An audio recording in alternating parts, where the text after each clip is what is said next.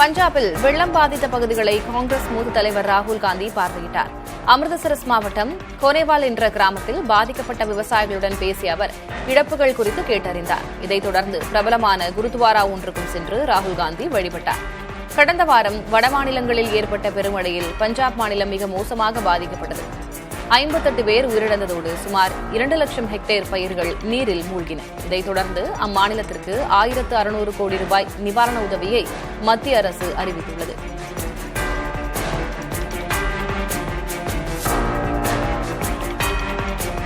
தெருநாய் கடித்ததால் rabies நோய்க்கு ஆளாகி சென்னையில் உயிரிழந்த நபருக்கு ராபிஸ் நோய் தடுப்பூசி செலுத்தப்பட்டிருந்தது என அதிர்ச்சி தகவல் வெளியாகியுள்ளது. சென்னை மீர்சாகிப்பேட்டையில் வசித்து வந்த முகமது நஸ்ருதீன் என்பவரை கடந்த ஜூலை மாதம் தெருநாய் கடித்தது. உடனடியாக மருத்துவமனையில் தடுப்பூசி செலுத்திக் கொண்டு சிகிச்சை பெற்று வீடு திரும்பினார். இந்நிலையில் செப்டம்பர் 12ஆம் தேதி அவருக்கு மீண்டும் தீவிர காய்ச்சல் ஏற்பட்டதை அடுத்து மருத்துவமனையில் சேர்க்கப்பட்டார். அவருக்கு ராபிஸ் நோய் இருப்பது உறுதி செய்யப்பட்டிருந்த நிலையில் சிகிச்சை பலன் இன்றி உயிரிழந்தார். தடுப்பூசி செலுத்திக் கொண்ட பிறகும் ராபிஸ் நோய் தாக்குதலுக்கு ஆளாகி உயிரிழந்திருப்பது பொதுமக்களிடையே அச்சத்தை ஏற்படுத்தியுள்ளது.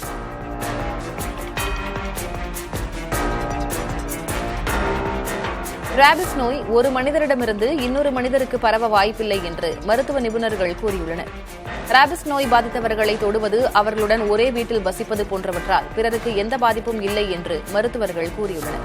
அதேநேரம் ராபிஸ் நோய் பாதித்தவரின் உமிழ்நீர் இன்னொருவரின் தோல் பகுதியில் ஏற்பட்டுள்ள காயத்தின் மீது பட்டால் ராபிஸ் தொற்று ஏற்படுவதற்கு வாய்ப்புள்ளதாக மருத்துவர்கள் கூறியுள்ளனர்.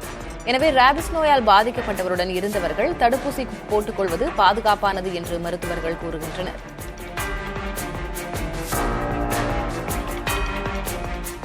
நாய்க்கடியால் பாதிக்கப்பட்டவர்கள் பின்பற்ற வேண்டிய வழிகாட்டு நெறிமுறைகளை மத்திய சுகாதாரத்துறை வெளியிட்டுள்ளது. நாய்க்கடித்தால் ஏற்பட்ட காயத்தை உடனடியாக சோப்பு மற்றும் சுத்தமான நீரில் கழுவ வேண்டும் என்றும், ஆல்கஹால் அல்லது வீட்டு கிருமி நாசினியை பயன்படுத்தி நாய்க்கடித்த இடத்தை நன்றாக கழுவ வேண்டும் என்றும் அறிவுறுத்தப்பட்டுள்ளது.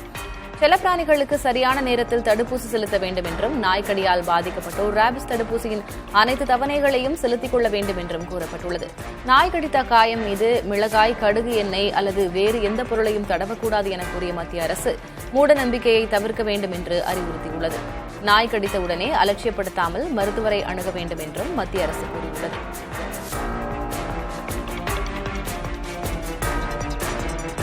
எதிர்கால தொழில்களில் முக்கியமானதாக விளங்கும் செமிகண்டக்டர் எனும் தேரை இழுத்துச் செல்வதில் தமிழ்நாடு மிகப்பெரிய பங்களிப்பை வழங்கும் என ஐஐடி இயக்குநர் காமகோட்டி தெரிவித்துள்ளார். தமிழக செமிகண்டக்டர் இயக்கம் 2030 எனும் 5 ஆண்டு விரிவான திட்டத்தை கடந்த பட்ஜெட்டில் தமிழக அரசு அறிவித்தது. இதற்காக 500 கோடி ரூபாயை ஒதுக்கீடு செய்து திட்டத்தை செயல்படுத்த அரசாணையும் பிறப்பிக்கப்பட்டுள்ளது. இந்நிலையில் செமிகண்டக்டர் ஃபேப்ரிகேஷன் தொடர்பாக 4 வாரம் முதல் 6 மாதங்கள் வரை பயிற்சி கொடுக்கப் போவதாக தெரிவித்த காமகோட்டி, நான் முதல்வன் திட்டத்துடன் இணைந்து முதல் பேட்சில் 3000 பேருக்கு பயிற்சி அளிக்க உள்ளதாக தெரிவித்துள்ளார். செமிகண்டக்டர் உற்பத்தி என்பது ஊர்கூடி இழுக்கப்படும் தேர் என கூறிய காமகோட்டி, இந்த தேரை இழுப்பதில் தமிழகம் மிகப்பெரிய பங்களிப்பை செய்யப்போகிறது என கூறினார்.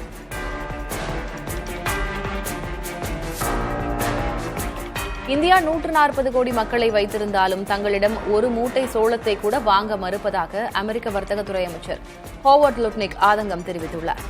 இந்தியா வரிகளை குறைக்காவிட்டால் அதனுடைய அமெரிக்காவின் வணிக உறவுகள் சீர்கெடும் என்றும் தெரிவித்துள்ளார். இருதரப்பு வர்த்தகத்தில் எல்லா பலனையும் இந்தியாவே பெற்று வருவதாகவும், தங்களுக்கு எந்த நன்மையும் இல்லை என்றும் அமெரிக்க அமைச்சர் தெரிவித்தார். அமெரிக்க விளைபொருட்கள் மரபணு மாற்ற அடிப்படையிலானது என்பதால் அதை இறக்குமதி செய்ய இந்தியா தொடர்ந்து மறுத்து வருவது குறிப்பிடத்தக்கது.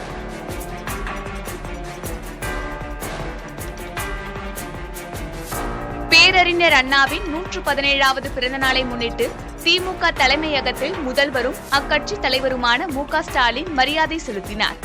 அண்ணாவின் சிலைக்கு அருகே வைக்கப்பட்டிருந்த அவரது உருவப்படத்திற்கு மலர் தூவி மரியாதை செலுத்தினார். இதில் துணை முதல்வர் உதயநிதி ஸ்டாலின், திமுக மூத்த நிர்வாகிகள் டி.ஆர். பாலு, கே.என். நேரு, ஆர்.எஸ். பாரதி, ஆர். ராசா ஆகியோர் கலந்து கொண்டு அண்ணாவுக்கு மரியாதை செலுத்தினர். தொடர்ந்து நடைபெற்ற நிகழ்வில் தமிழ்நாட்டை தலைகுனிய விடமாட்டோம் என முதல்வர் ஸ்டாலின் தலைமையில் திமுகவினர் உறுதிமொழி ஏற்றுக்கொண்டனர். நான் தமிழ்நாட்டின் நாடாளுமன்ற உறுப்பினர்களின் விகிதாச்சாரத்தை குறைக்கும் நியாயமற்ற தொகுதி மறுவரைக்கு எதிராக போராடுவேன்.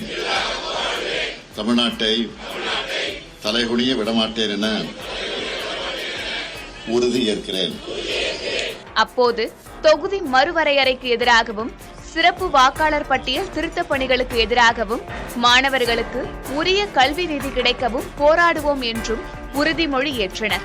பின் அங்கிருந்து வள்ளுவர் கோட்டத்திற்கு சென்று அங்குள்ள அண்ணா சிலைக்கு முதல்வர் ஸ்டாலின் மாலை அணிவித்து மரியாதை செலுத்தினார். இறுதியாக அண்ணா சாலைக்கு சென்ற அவர் அண்ணா சிலைக்கு அருகே வைக்கப்பட்டிருந்த அவரது உருவப்படத்திற்கு மலர் தூவி மரியாதை செலுத்தினார். தொடர்ந்து மூத்த அமைச்சர்களும் அண்ணாவுக்கு மரியாதை செலுத்தினர்.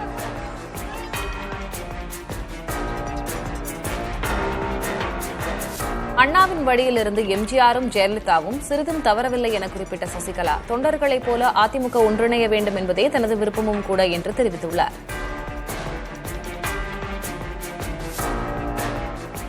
அடுத்தவங்க மனசு புண்படாம நடந்துக்கணும்,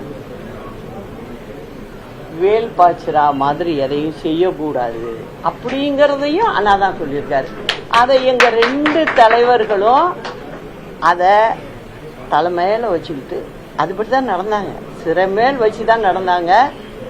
அவங்க வழியை கடைபிடிக்கிறதுனால நானும் அதே வழியில தான் இருக்கேன். எல்லாரும் என்ன சொல்றாங்க, எங்க கட்சியினுடைய அடிப்படையில இருக்காங்கல்ல, அவங்களோட எல்லாம் என்னவா இருக்கு, கட்சி ஒன்னா இருக்கணும், அப்பதான் நம்ம வெற்றி பெற முடியும் அப்படிங்கறத சொல்றாங்கல்ல. அதான் எல்லாரும் சொல்றாங்க. இப்ப இவரும் அதான் சொல்றாரு, அவரும் அதான் சொல்றாரு, எல்லாரும் நானும் அதான் சொல்றேன். 14 கோடி உறுப்பினர்களுடன் உலகிலேயே பெரிய கட்சியாக பாஜக விலகுவதாக அக்கட்சியின் தலைவர் ஜெகத் பிரகாஷ் நட்டா கூறியுள்ளார்.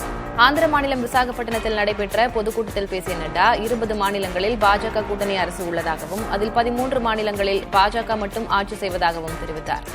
பல்வேறு மாநிலங்களில் 1500 எம்எல்ஏக்கள் தங்கள் கட்சிக்கு உள்ளதாகவும் நட்டா பெருமிதம் தெரிவித்தார்.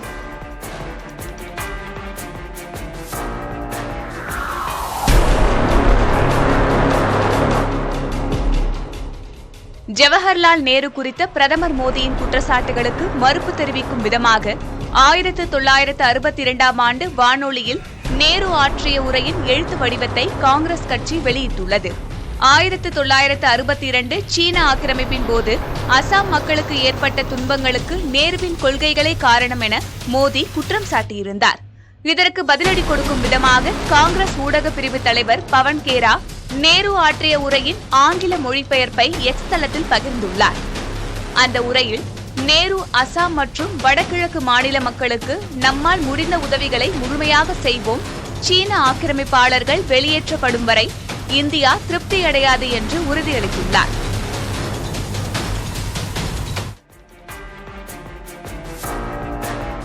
கோயில்களின் பாரம்பரியங்களை அழிக்கும் நிலைப்பாட்டை அரசு மாற்றிக்கொள்ள வேண்டும் என இந்து முன்னணி தலைவர் காடேஸ்வரா சுப்பிரமணியம் தெரிவித்துள்ளார். முன்னதாக கோவை மாவட்டம் வடமதுரை விருந்தீஸ்வரர் கோயில் உட்பிரகார மண்டபத்தில் தாரை தப்பட்டை, சங்கு, சிவவாத்தியம் உள்ளிட்டவைக்கு கோயில் நிர்வாகம் தடை விதித்தது. அறநிலையத்துறை கட்டுப்பாட்டில் உள்ள கோயில்களில் வாத்தியங்கள் இசைக்க தடை விதிக்கக்கூடாது எனவும் பழைய நடைமுறைகளை பின்பற்ற வேண்டும் எனவும் காடேஸ்வர சுப்பிரமணியம் தெரிவித்துள்ளார்.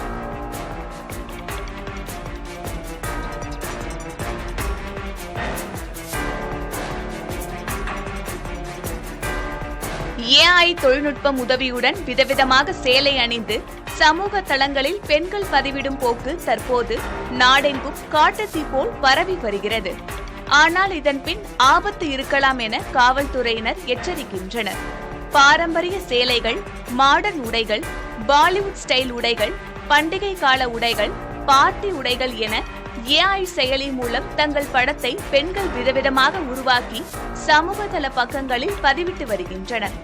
இதில் உடை தவிர விருப்பப்படி முக பாவனைகள், கண்கவரும் பின்னணி உள்ளிட்ட கூடுதல் வசதிகளும் சேர்க்க முடியும். அழகழகான இந்த படங்கள் பார்ப்போரை வெகுவாக கவர்கின்றன. இவற்றுக்கு லைக்குகள் மழை பொழிகிறது.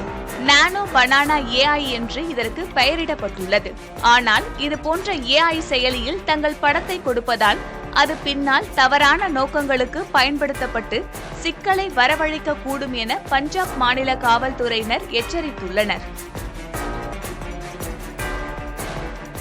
காசாவின் மத்திய பகுதியில் இஸ்ரேல் படைகள் ஆக்ரோஷமாக குண்டுமழை பொழிந்து வருகின்றன. இதனால் உயிருக்கு அஞ்சி மக்கள் அத்தியாவசிய பொருட்களோடு வாகனங்கள் மூலம் காசாவின் தெற்கு பகுதிக்கு நகர்ந்து வருகின்றனர். குண்டுமழையில் இடிந்த கட்டடங்களின் இடிபாடுகள் சிறிய மலை போல குவிந்திருக்கும் நிலையில் அதற்குள் உபயோகமான பொருள் ஏதாவது கிடைக்குமா என ஏக்கத்துடன் பலர் தேடும் காட்சிகள் மனதை கனக்க வைப்பதாக உள்ளது. காசாவை இஸ்ரேல் முழுமையும் கைப்பற்றும் இந்நேரம் நெருங்கிவிட்டது என்று எதிர்பார்க்கப்படும் நிலையில் அமெரிக்க அமைச்சர் மார்கோ ரூபியோ இஸ்ரேல் பிரதமரை சந்தித்து பேசியுள்ளார்.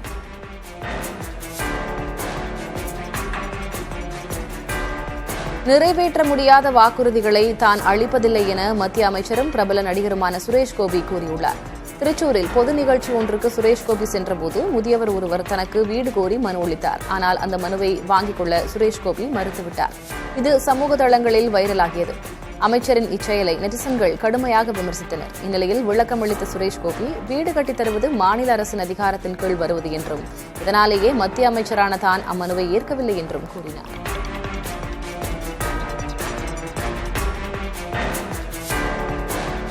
தமிழ் திரைப்பட தயாரிப்பாளர் சங்கத்திற்கும் தென்னிந்திய திரைப்பட தொழிலாளர்கள் சம்மேளனத்திற்கும் இடையே பல மாதங்களாக நீடித்த பிரச்சினைக்கு சுமூக தீர்வு காணப்பட்டுள்ளது.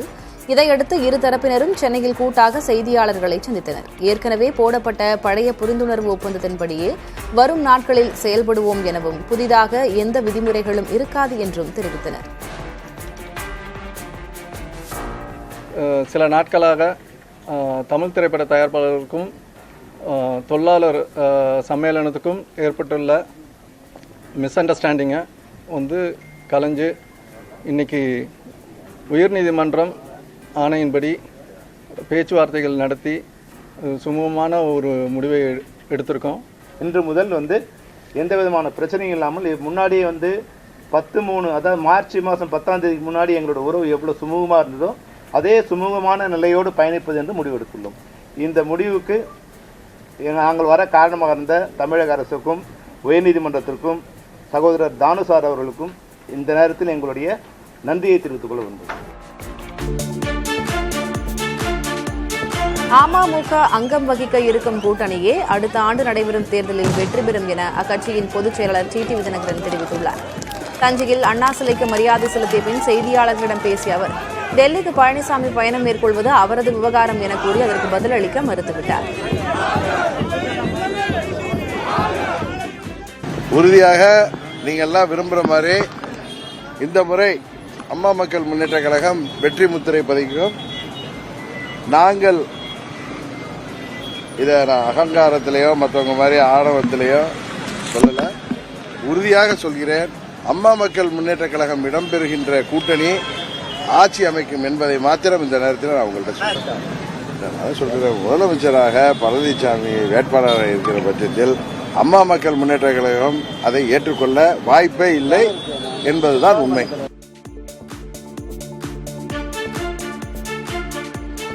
தொண்டர்களின் உணர்வை மதித்து அதிமுகவின் சக்திகள் ஒன்றிணைய வேண்டும் என முன்னாள் முதல்வர் ஓ பன்னீர்செல்வம் கேட்டுக் கொண்டார். சென்னை அண்ணா சாலையில் உள்ள அண்ணா சிலைக்கு மரியாதை செலுத்திய பின் செய்தியாளர்களிடம் பேசிய அவர் தலைவர்கள் இணையாவிட்டால் தொண்டர்கள் இணைந்து கட்சியை காப்பாற்றுவார்கள் என தெரிவித்தார். தொண்டருடைய உணர்வுகளையும் தமிழக மக்களுடைய உணர்வுகளையும் மதித்து நடந்து பிரிந்து கிடக்கின்ற அனைத்து இந்திய அண்ணா முன்னேற்ற கழகத்தினுடைய சக்திகள் ஒன்றிணைய வேண்டும் என்று பேரறிஞர் அண்ணாவுடைய பிறந்த நாளில் சபதம் ஏற்போம். கழக சட்டவிதிக்கு இன்றைக்கு ஊறு ஏற்பட்டிருக்கிறது. அவர்கள் கண்ட கனவை நனவாக்குகின்ற நிலையில் இன்றைக்கு சட்டவிதி இல்லை. அந்த அடிப்படையில் கழகம் ஒன்றிணைய வேண்டும். தலைவர்கள், நீங்கள் சொன்ன தலைவர்கள் இணையவில்லை என்று சொன்னால் தொண்டர்கள் இணைந்து இந்த இயக்கத்தை காப்பாற்றுவார்கள். செங்கோட்டையன் அவர்களே, நான் தொடர்ந்து நானும் அவரை பேசிக் கொண்டிருக்கிறேன், அவரும் என்னுடன் பேசிக் கொண்டிருக்கிறார். தமிழ்நாட்டில் வரும் 19ஆம் தேதி வரை 5 நாட்களுக்கு கனமழைக்கு வாய்ப்புள்ளதாக வானிலை ஆய்வு மையம் தெரிவித்துள்ளது. வளிமண்டல மேலடுக்கு சுழற்சி காரணமாக தமிழகம் மற்றும் புதுச்சேரியின் ஒரு சில இடங்களில் இன்று லேசானது முதல் மிதமானது வரை மழை பெய்யும் எனவும், வேலூர், சேலம் உள்ளிட்ட 6 மாவட்டங்களில் நாளை கனமழை பெய்யலாம் எனவும் தெரிவிக்கப்பட்டுள்ளது. கிருஷ்ணகிரி, தருமபுரி, திருப்பத்தூர் உள்ளிட்ட மாவட்டங்களில் நாளை மறுதினமும் கனமழை இருக்கும் என கணிக்கப்பட்டுள்ளது. சென்னையில் இன்று வானம் மேகமூட்டத்துடன் இருக்கும் எனவும் சில இடங்களில் மழைக்கு வாய்ப்புள்ளதாகவும் தெரிவிக்கப்பட்டுள்ளது.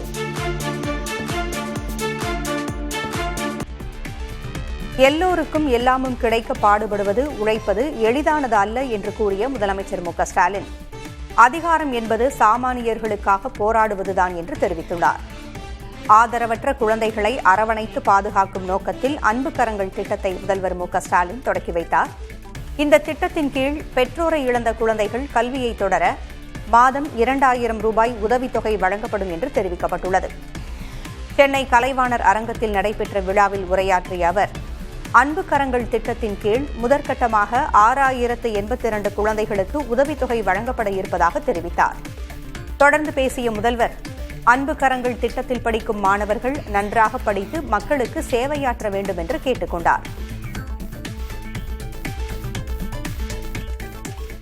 திராவிட மாடல் என்றால் எல்லோருக்கும் எல்லாம்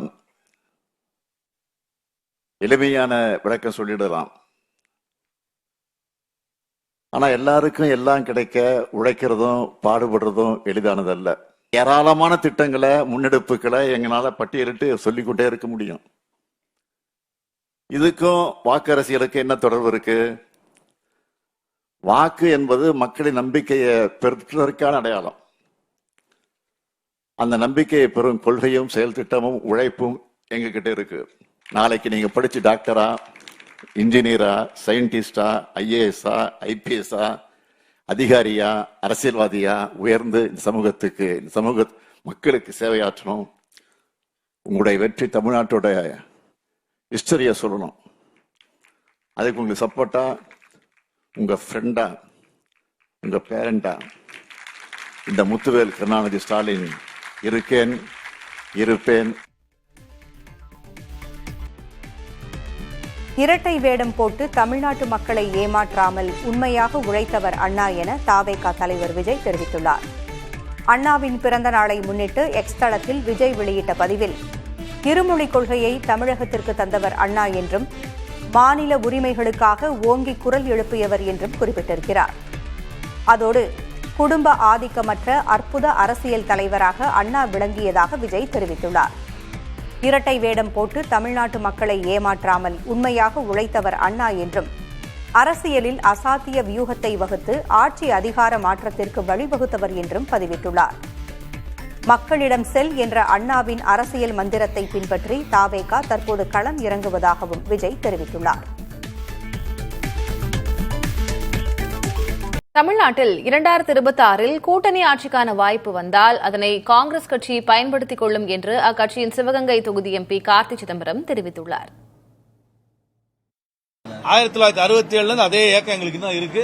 அதே ஏக்கம் தான் எதிர்காலத்திலும் இருக்கும். அந்த வாய்ப்பு வந்தால், கடந்த காலத்தில் வந்த வாய்ப்பு வந்த ஒரு முறை வாய்ப்பு வந்தது 2006, அதை நாங்கள் பயன்படுத்திக் கொள்ளவில்லை. அந்த வாய்ப்பு வந்தால் நிச்சயமாக கட்சி அதை பயன்படுத்திக் கொள்ளும் என்று நான் நம்புகிறேன். இந்தியா கூட்டணி, திராவிட முன்னேற்ற கழக கூட்டணி தான் வருகின்ற தேர்தலில் வெற்றி பெறும். இந்த கூட்டணி ஒற்றுமையாக இருக்கிறது. அதோடைய பெரும்பான்மை வாக்குகள் ஒற்றுமையாக இருக்கிறது. சிறுபான்மை மக்களுடைய வாக்குகளை பெறுவதற்காக காங்கிரஸ் கட்சி அங்கே இருக்கிறது. அதனால் இந்த கூட்டணி தான் வெற்றி பெறும்.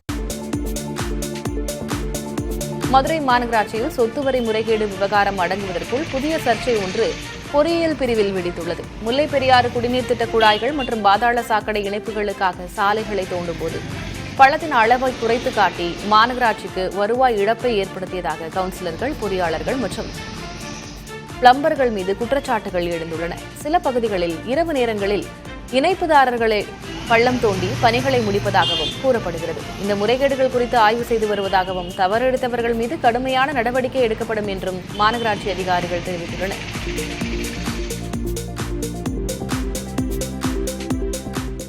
சேலத்தில் அரசு அலுவலர் வீட்டின் பூட்டை உடைத்து 56 சவரன் தங்க நகை கொள்ளையடிக்கப்பட்ட சம்பவத்தில் ஒருவர் கைது செய்யப்பட்டுள்ளார்.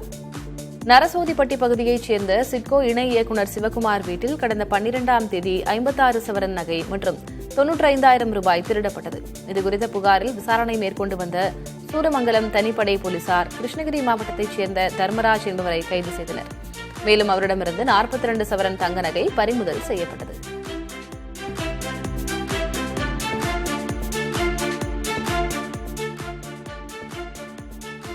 மதுரை மாவட்டத்துக்கான ஒருபோக பாசனத்துக்கு வைகை அணையிலிருந்து செப்டம்பர் 18ஆம் தேதி தண்ணீர் திறக்கப்பட உள்ளதாக நீர்வளத்துறை அதிகாரிகள் தெரிவித்தனர்.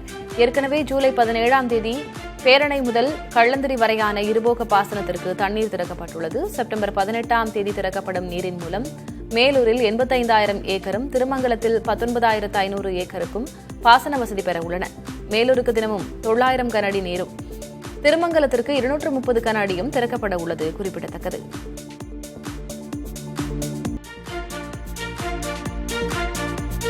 கோவை மாவட்டம் இருகூர் அருகே ரயில் தண்டவாளத்தில் 1.5 வயது குழந்தை உயிரிழந்து கிடந்து ராவுத்தூர் பாலம் அருகே தண்டவாளத்தில் இறந்து கிடந்த ஆண் குழந்தையின் உடல் அருகே மஞ்சள், குங்குமம், வெட்டப்பட்ட கோழியின் உடல் ரத்தம் ஆகியவை கிடந்துள்ளன. இதனால் குழந்தை நரபலி கொடுக்கப்பட்டதாக அப்பகுதியில் தகவல் பரவியது. இது தொடர்பாக ரயில்வே காவல்துறையினர் தீவிர விசாரணை மேற்கொண்டு வருகின்றனர்.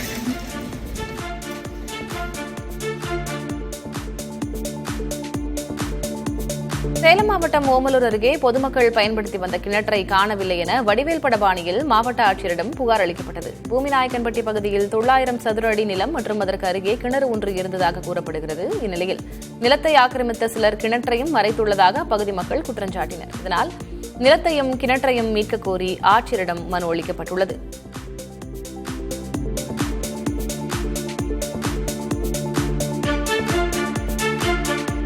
சென்னையில் தங்கம் விலை சிறிய இறக்கம் கண்டுள்ளது. வெள்ளி விலை புதிய உச்சத்திலேயே விற்கப்படுகிறது. காலை நிலவரப்படி 22 கேரட் ஆபரண தங்கம் கிராமிற்கு 10 ரூபாய் விலை குறைந்து 10,210 ரூபாய்க்கும், ஒரு சவரன் 80 ரூபாய் விலை இறங்கி 81,680 ரூபாய்க்கும் விற்பனை செய்யப்படுகிறது. வெள்ளி விலையில் மாற்றமின்றி 1 கிராம் 143 ரூபாய்க்கும், 1 கிலோ 1,43,000 ரூபாய்க்கும் விற்பனையாகிறது.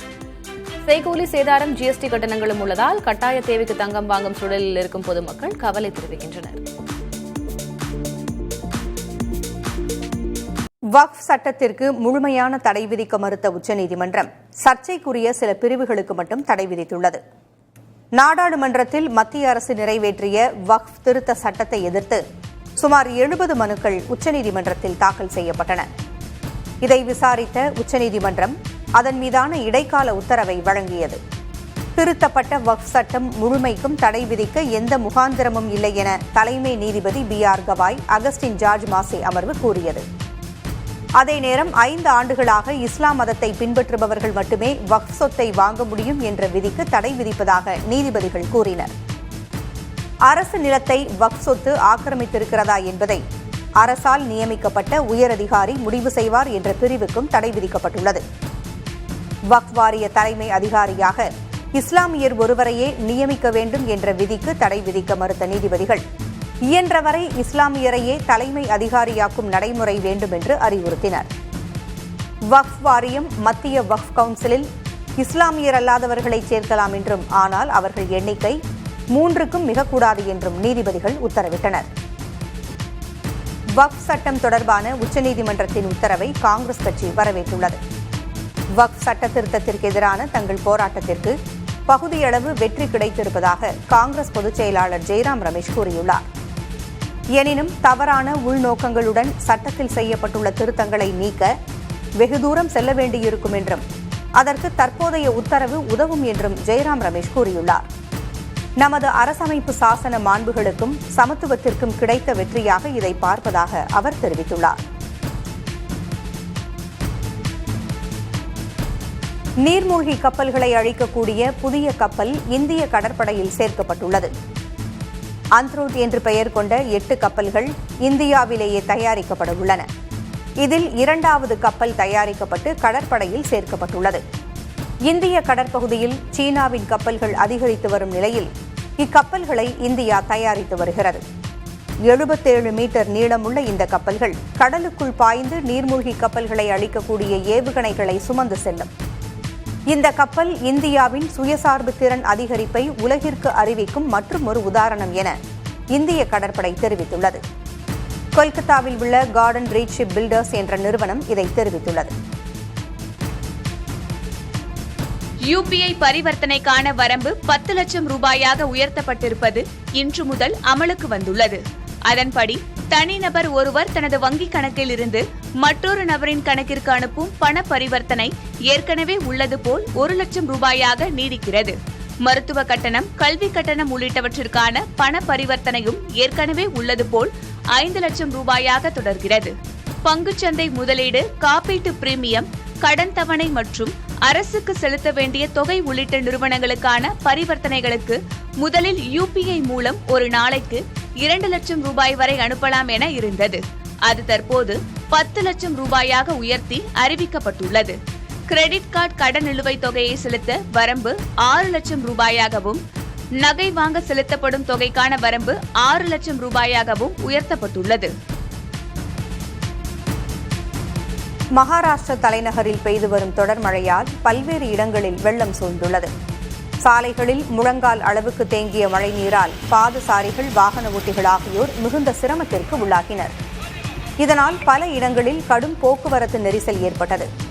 ரயில் தண்டவாளங்களில் மழைநீர் தேங்கியிருந்ததால் சில ரயில்கள் தாமதமாக இயக்கப்பட்டன.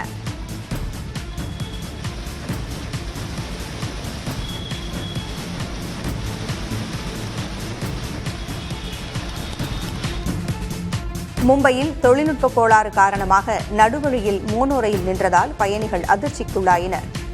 வடாலா பகுதியில் சென்றபோது மோனோ ரயில் பாதியிலேயே நின்றது. ரயிலுக்குள் பயணிகள் சிக்கித் தவித்த நிலையில் தீயணைப்பு படையினர் மீட்புப் பணிகளில் இறங்கினர். தீயணைப்பு வாகனத்தின் உதவியுடன் மேலே சென்று பயணிகள் பத்திரமாக கீழே இறங்கினர். சுமார் 1 மணி நேரமாக மோனோ ரயிலில் சிக்கியிருந்ததால் அதிலிருந்த பயணிகள் செய்வதறியாமல் தவித்தனர். பல்வேறு தொழில் நிறுவனங்கள் வாடிக்கையாளர்களுக்கு விளக்கங்கள் அளிக்க கால் சென்டர்கள் அமைத்திருக்கும் நிலையில் அவற்றில் AI தொழில்நுட்பத்தின் மூலம் பதிலளிப்பது பிரபலமாகி வருகிறது. பாட் எனப்படும் பிரத்யேக மென்பொருள் வாடிக்கையாளர்களின் கேள்விகளுக்கு பதிலளிக்க தொடங்கியுள்ளன. இதன் மூலம் விரைவாகவும் துல்லியமாகவும் பதிலளிக்க முடிவதாக நிறுவனங்கள் கூறுகின்றன. மேலும் பதில் பெறுவதற்காக நீண்ட நேரம் காத்திருக்க வேண்டிய நிலையும் தவிர்க்கப்படுகிறது. விமான நிறுவனங்கள், ஆன்லைன் ஷாப்பிங் நிறுவனங்கள் இந்த முறையை அதிகம் கடைபிடித்து வருகின்றன.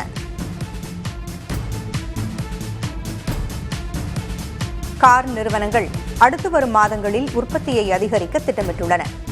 GST குறைப்பை தொடர்ந்து கார்கள் விலை கணிசமாக குறைய உள்ளது.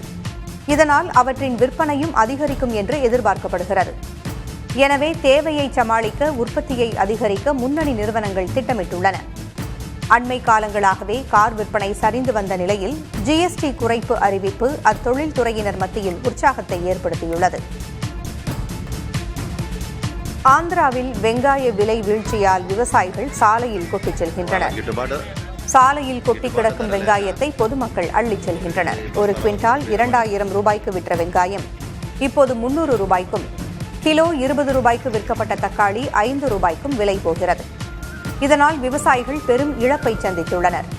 விலை வீழ்ச்சியை தடுக்க அரசு உடனடியாக தலையிட வேண்டும் என்று ஆந்திர விவசாயிகள் கோரிக்கை விடுத்துள்ளனர்.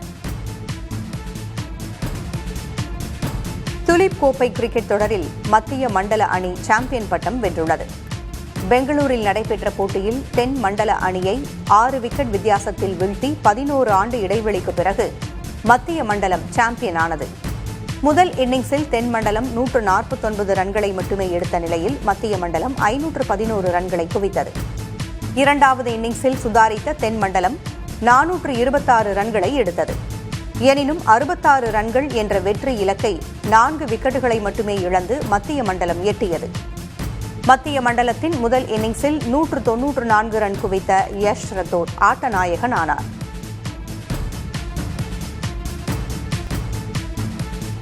இந்தியாவுடனான தங்கள் உறவை துண்டிக்க முற்படுபவர்களுக்கு தோல்விதான் கிடைக்கும் என அமெரிக்காவை ரஷ்யா மறைமுகமாக சாடியுள்ளது.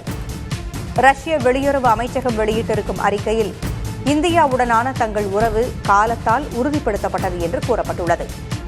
கச்சா எண்ணெய் விவகாரத்தில் அமெரிக்கா உள்ளிட்ட நேட்டோ நாடுகள் கடும் நெருக்கடி கொடுத்த போதும் இந்தியா உறுதிபட நின்றதற்கு பாராட்டு தெரிவிக்கப்பட்டுள்ளது. புதிய பண பரிமாற்ற முறை, பொது நாணயம் உள்ளிட்டவற்றுக்காக இரு நாடுகளும் இணைந்து செயல்பட்டு வருவதாகவும் அந்த அறிக்கை கூறுகிறது.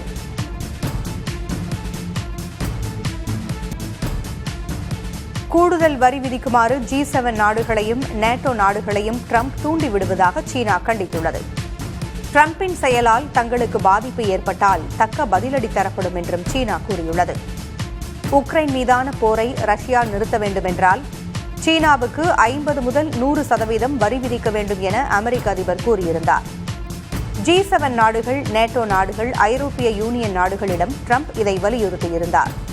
இந்தியாவுக்கும் கூடுதல் வரி விதிக்க ட்ரம்ப் பிற நாடுகளை வலியுறுத்தியிருந்தார்.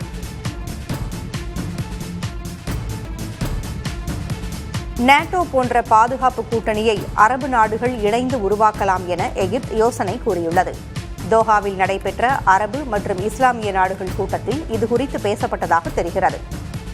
கத்தாரை இஸ்ரேல் தாக்கியுள்ளது அரபு நாடுகளுக்கு அச்சத்தை ஏற்படுத்தியுள்ளது. அமெரிக்கா மற்றும் ஐரோப்பாவின் பெரும்பாலான நாடுகள் தங்களுக்குள் நாட்டோ என்ற பாதுகாப்பு கூட்டணியை அமைத்துள்ளன. இதில் எந்த ஒரு நாட்டோ உறுப்பு நாடும் எதிரிகளால் தாக்கப்பட்டால் மற்ற நாடுகள் இணைந்து பதிலடி கொடுக்கும்.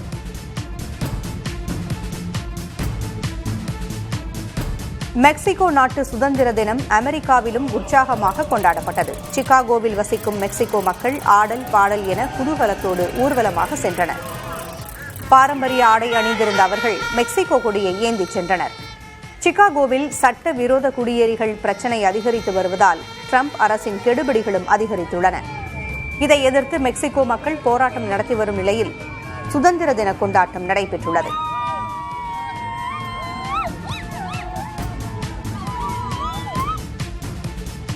அமெரிக்காவில் இந்தியர் சந்திர நாகமல்லையா கொல்லப்பட்டதற்கு அதிபர் ட்ரம்ப் கடும் கண்டனம் தெரிவித்துள்ளார்.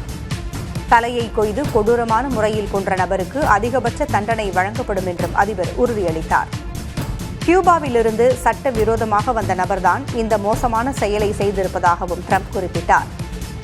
சட்டவிரோத குடியேறிகள் மீது மென்மையான போக்கு இனி இருக்காது என்றும் அமெரிக்காவை பாதுகாப்பு மிக்க நாடாக மாற்ற தேவையான நடவடிக்கைகள் எடுக்கப்படும் என்றும் ட்ரம்ப் தெரிவித்தார்.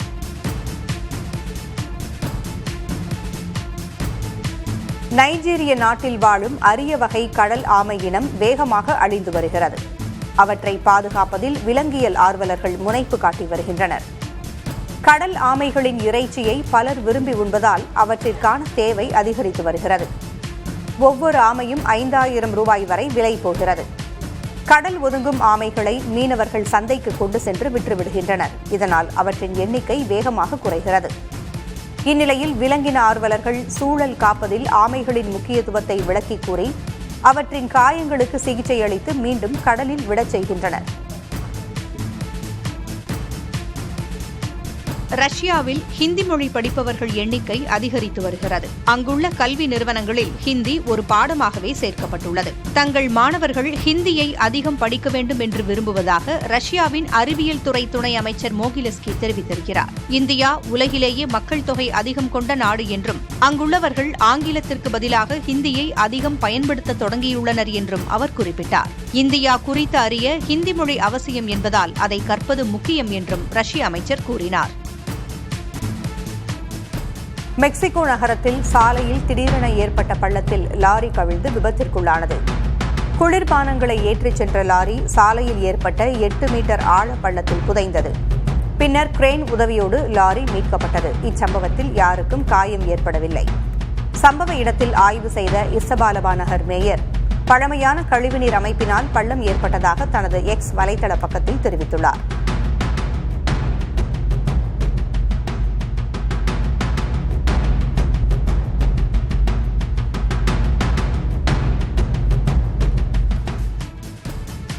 எலான் மஸ்கின் செயற்கைக்கோள் இணைய சேவையான ஸ்டார்லிங்க் உலகம் முழுவதும் தற்காலிகமாக முடங்கியதாக அந்நிறுவனம் உறுதிப்படுத்தியுள்ளது. அமெரிக்கா, கொலம்பியா உள்ளிட்ட பல்வேறு நாடுகளில் சுமார் 40,000 பயனர்கள் இணைய சேவை, இணைப்பு துண்டிப்பு மற்றும் மந்தமான சேவை குறித்து புகார் அளித்துள்ளனர். சிலருக்கு சேவை விரைவில் மீட்கப்பட்டாலும் பலருக்கு 20 நிமிடங்களுக்கு மேல் சேவை முடக்கம் நீடித்தது. தொழில்நுட்ப கோளாறுக்கான காரணத்தை ஆய்வு செய்து வருவதாக ஸ்டார்லிங்க் குழுவினர் தெரிவித்துள்ளனர். செயலி வழி வாடகை கார் சேவைகளை வழங்கி வரும் ஊபர் நிறுவனம் ஹெலிகாப்டர் சேவையில் தடம் பதிக்க உள்ளது. உலகின் அதிக மக்கள் தொகை கொண்ட நகரங்களில் பயணியருக்கான வாடகை ஹெலிகாப்டர் சேவையை ஊபர் அறிமுகப்படுத்த உள்ளது. இதற்காக ஹெலிகாப்டர்கள் தயாரிப்பில் ஈடுபடும் ஜோபி ஏவியேஷன் என்ற நிறுவனத்துடன் ஊபர் கைகோர்த்துள்ளது. இந்த புதிய சேவை நெரிசல் மிகுந்த பெருநகரங்களில் பயண நேரத்தை கணிசமாக குறைத்து வசதியான பயண அனுபவத்தை வழங்கும் நோக்கில் இது தொடங்கப்பட உள்ளது. வக்ஃப் திருத்தச் சட்டத்தில் சில பிரிவுகளுக்கு உச்சநீதிமன்றம் தடை விதித்துள்ளதற்கு முதல்வர் ஸ்டாலின் வரவேற்பு தெரிவித்திருக்கிறார். அரசமைப்பு சட்டத்திற்கு எதிராக மத்திய பாஜக அரசு செய்துள்ள திருத்தங்களை நீக்குவதை முக்கிய நோக்கமாக கருதி இந்த தீர்ப்பு அமைந்திருப்பதாக அவர் கூறியுள்ளார். வக்ஃப் சட்ட திருத்த முன்வரைவு அறிமுகப்படுத்தப்பட்டதிலிருந்தே திமுக அதனை தொடர்ச்சியாக எதிர்த்து வருவதாக தெரிவித்துள்ள முதல்வர், அதனை எதிர்த்து உச்சநீதிமன்றத்தில் வழக்கு தொடுத்திருக்கும் பலரோடு சேர்ந்து வெற்றியும் கண்டிருப்பதாக குறிப்பிட்டுள்ளார். வக்ஃப் திருத்தச் சட்டத்தை திரும்பப் பெறக் கோரி சட்டமன்றத்தில் தீர்மானம் நிறைவேற்றியுள்ளதையும் சுட்டிக்காட்டினார். இன்றைய உத்தரவு இஸ்லாமியர்களின் மத உரிமைகளையும் அரசமைப்பு மாண்பையும் உச்சநீதிமன்றம் பாதுகாக்கும் என மக்கள் கொண்டுள்ள நம்பிக்கையை வலுப்படுத்தும் விதமாக அமைந்துள்ளது எனவும் முதல்வர் ஸ்டாலின் தெரிவித்துள்ளார். அதிமுக பொதுச் செயலாளர் பழனிசாமிக்கு விதித்திருந்த 10 நாள் காலக்கெடு இன்றுடன் முடிவடையும் நிலையில் 2026 அதிமுக ஆட்சி மலர அனைவரும் உறுதுணையாக இருக்க வேண்டும் என்று முன்னாள் அமைச்சர் செங்கோட்டையன் கேட்டுக் கொண்டுள்ளார். ஈரோடு மாவட்டம் கோபிச்செட்டிப்பாளையம் கரட்டூர் பகுதியில் உள்ள கட்சி அலுவலகத்தில் அண்ணா பிறந்தநாளையொட்டி அவரது உருவப்படத்திற்கு செங்கோட்டையன் மாலை அணிவித்து மரியாதை செலுத்தினார். தொடர்ந்து செய்தியாளர்களை சந்தித்த அவர் அதிமுக ஒன்றுபட வேண்டும் என்பதே தனது நோக்கம் என்றும் அதன் அடிப்படையிலேயே கடந்த 5ஆம் தேதி கருத்துக்களை வெளிப்படுத்தியதாக கூறினார். மறப்போம் மன்னிப்போம் என்று அண்ணா கூறியதைப் போல அவரது வழியில் நாம் ஒன்றிணைந்து செயல்பட வேண்டும் என்று செங்கோட்டையன் கேட்டுக் கொண்டார். இதை பொறுத்தவரையிலும் தொண்டர்கள் பொதுமக்களுடைய கருத்துக்களை மனதிலே கொண்டு புரிய வேண்டியவர்கள் புரிந்து கொள்ள வேண்டும் என்ற வேண்டுகோளை நான் வைக்க கடமைப்பட்டிருக்கிறேன். நம் இயக்கம் வலிமை பெறுவதற்கு, நம் இயக்கம் 2024 வெற்றி பெறுவதற்கு எல்லோரும் உறுதுணையாக இருந்த பணிகளை மேற்கொள்ள வேண்டும் என்று வேண்டுகோளை வைத்து விடைபெறுகிறேன். முன்னாள் முதல்வர் ஓ பன்னீர்செல்வத்திடம் தான் பேசியிருப்பதாக பாஜக மாநில தலைவர் நைனா நாகேந்திரன் தெரிவித்துள்ளார். எம்ஜிஆர் தொண்டர்கள் அனைவரும் ஒன்றிணைந்து ஆட்சி மாற்றத்திற்கு உதவ வேண்டும் என்றும் அவர் கேட்டுக் கொண்டார். இந்த அரசு விலக்கப்பட வேண்டும், அதற்கு எல்லோரும் ஓரணியில் வர வேண்டும் என்று நான் பலமுறை சொல்லியிருக்கிறேன். எம்ஜிஆருடைய தொண்டர்கள் எல்லோரும் ஒன்றாக சேர்ந்து நிச்சயமாக இந்த ஆட்சி மாற்றத்திற்கு உதவ வேண்டும் என்று நான் அன்போடு கேட்டுக்கொள்கிறேன். இப்போது திரு செங்கோட்டையன் அவர்கள் அவருடைய கட்சியிலிருந்து விலக்கப்பட்டிருக்கிறார்கள். அதனால் அது உட்கட்சி பிரச்சனை, அதில் நான் பேசுவதற்கு ஒன்றுமில்லை. ஓபிஎஸ் நான் பேசியிருக்கிறேன், அது பற்றி நான் இப்போ ஒன்றும் சொல்ல முடியாது, பிறகு நான் சொல்றேன். திருச்சியில் அண்ணா சிலைக்கு மாலை அணிவிக்க வந்த தேமுதிக பொதுச் செயலாளர் பிரேமலதா விஜயகாந்த் அண்ணா சிலைக்கு அருகிலேயே மது விற்பனை செய்யப்பட்டதற்கு கண்டனம் தெரிவித்தார்.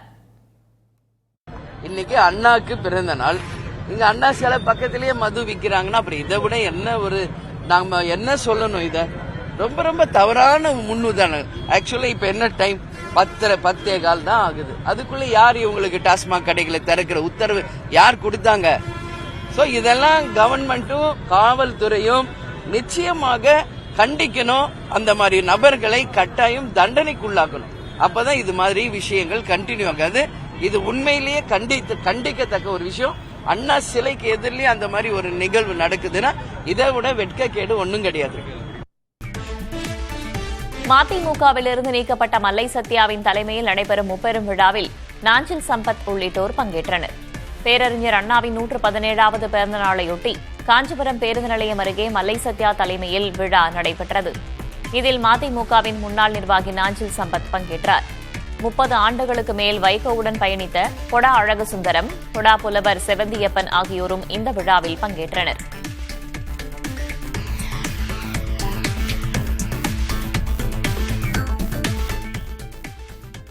செய்திகளை தொடர்ந்து பார்க்கலாம். இணைந்திருங்கள் புதிய தலைமுறையோடு.